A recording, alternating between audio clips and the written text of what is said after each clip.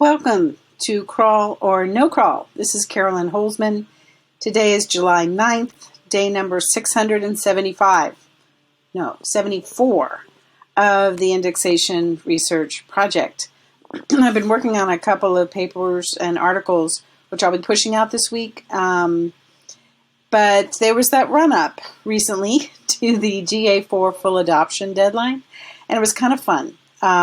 The indexation, as you can see, if I were to click this and go back, I'm not going to.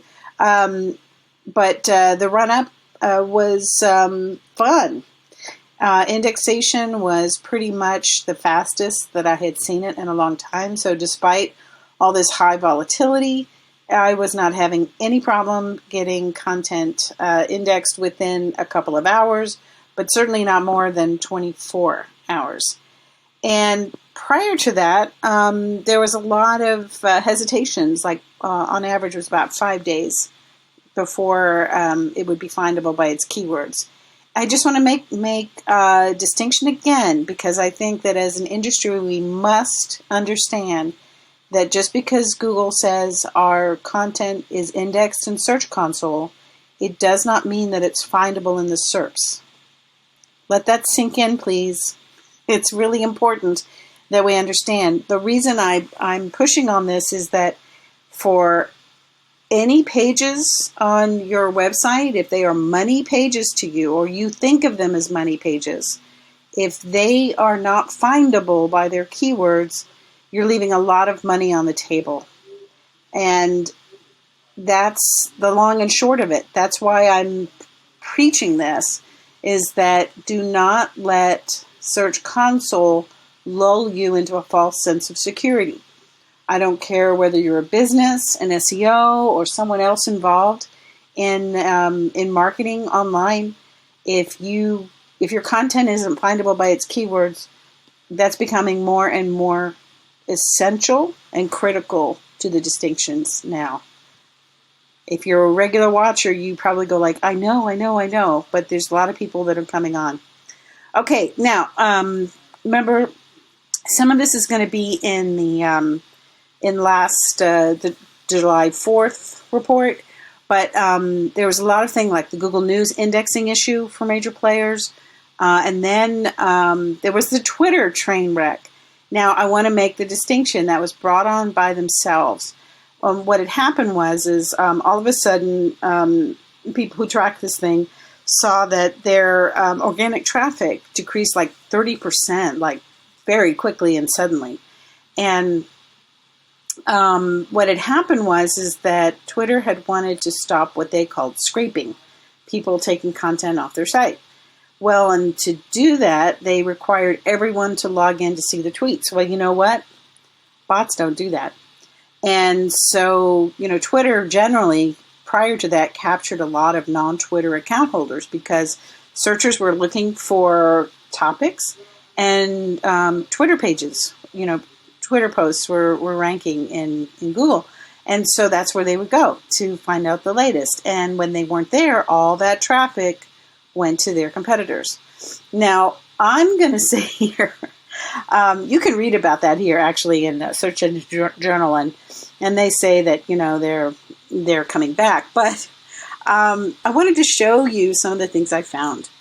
One of the first things that I do is I look for their robots text file, and you can find that actually. This is their sitemap. But their robots text file is pretty much, if you look at it, you can kind of see, I don't know how much they've changed. I've got to look at it line by line. But if you look where it, Google search engine robot, there are certain things they allow and certain things that they don't. And so this is very interesting to me. So I need to dig in and see that. But if you go down to the bottom of their robots text file, they say this is their sitemap. Well, if you go and you look there, it looks like this. So that one should just say sitemap, sorry. So they have in their robots text file a sitemap that returns a 404 page, if you can believe that. So I thought, well, what if they were blocking me, right? They know I'm not a Google IP. Well, guess what? They have a no index in their robots meta tag on their sitemap. I'm just going to say, let's leave that there. I don't want to do any engineering bashing. Okay, so back to just the state of indexation. The primary desktop primary site that I've been testing, and other ones that are also with that same designation in Search Console, they seem to be back in that pre-December 5th indexation process rates.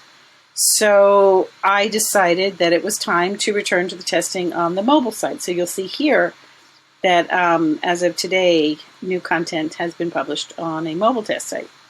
And so I'm going to start to warm that testing site back up and see what we can find. All right, for people who've watched these reports for a while, I really do think I've got this helpful content system sort of figured out, and I'm going to keep testing it. So if you got hit with what you think is a helpful content update, please reach out. I think there's a way to recover it, but it's not what we've been thinking it was since last August. But if you got hit, I'm pretty sure I can figure out why and help you get that fixed. All right. Well, that's it for today. You all have a great rest of your weekend, and I'll see you in SERPs.